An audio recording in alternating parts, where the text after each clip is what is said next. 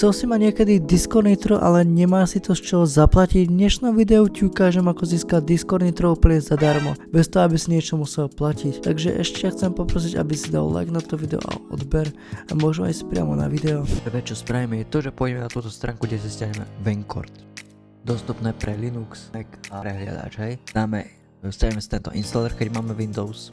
Keď to otvoríš, tak dáš len install. Keď sa ti zobrazí táto vláčka, tak máš v podstate hotovo. Keď si otvoríš Discord, pôjdeš do nastavení, pôjdeš do plugins, tu si vyhľadáš Fake Nitro, ja to mám všetko pozapínané, mám ešte game, aby som sa vedel vypnúť status ako hry, keď hrám nejakú, a ešte mám zapnuté voice, aby som mohol posielať hlasovky. Takže toto bol taký rýchly tutoriál, takže ak sa vám ten tutoriál páčil, tak dajte like, dajte odber u ďalšieho videa.